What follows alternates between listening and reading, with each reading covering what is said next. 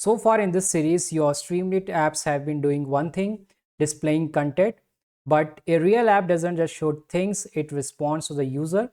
In this video, we are adding interactivity, sliders, text inputs, buttons, and once you understand how Streamlit handles user input, everything starts to click. Now, let's import. First, I'm going to import Streamlit as st. I will write here import it as st. And the first thing that we always do is we have to set the page, or we have to configure the page st.set underscore page config, and here we will pass our title, that is page title, let's say adding interactivity, and then layout is going to be centered. So we have done the basic thing here, setting the page configuration. Now, nothing new here. Now let's build three interactive widgets, a slider, a text input, and a button. And first I will add a header. I will write here st.header, and then I will write here slider example. And now let's add that. So I will make a variable age, and from Streamlit, I will call the method slider. Inside this, I will pass all the parameters. So I will write a text, how old are you? And now we will pass the options here. Minimum value, let's say, is going to be 0. And then we have maximum value. Maximum value is, let's say, we will say 100. And then value is equal to 25.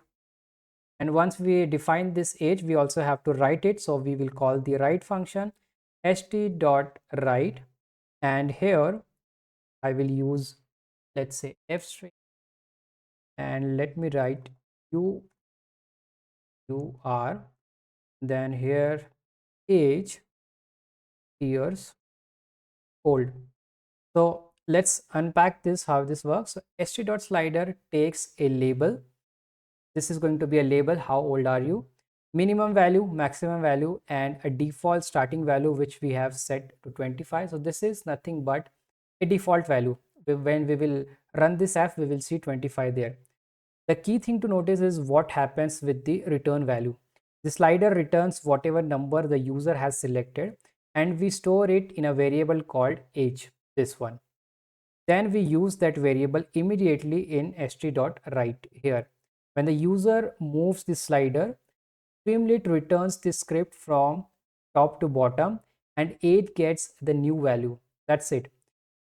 No event listeners, no callbacks, just a variable. This is the core idea behind how Streamlit works, and it applies to every widgets you will ever use. Now let's add a text input. So I will add one more header here, that is a next section st.header, and then here I will write text input. Then I will write a name here. Write this name is equals to st.text input, and then here what is your name, and then if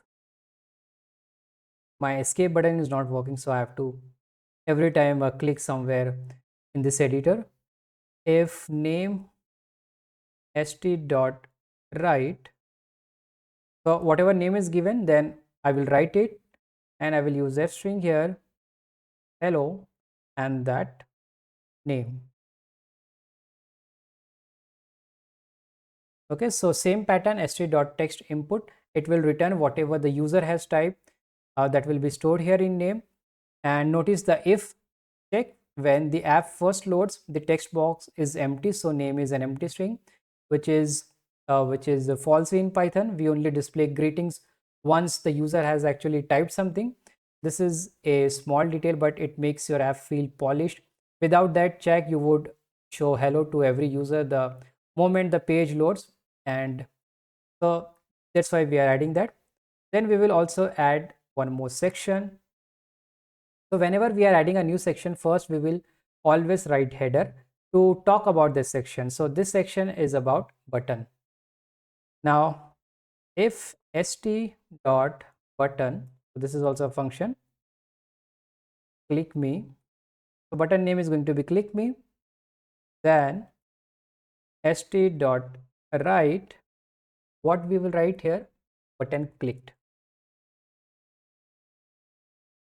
Button works slightly differently. Instead of returning a stored value, st.button returns true the moment it is clicked and false otherwise. So we wrap it directly in an if statement. When the user clicks, true, the code inside runs. When they haven't clicked, false, nothing happens.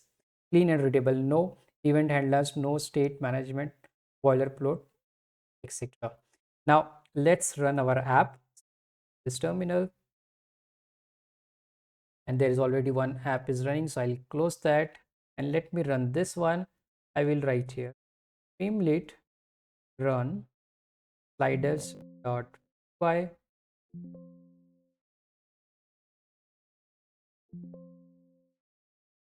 This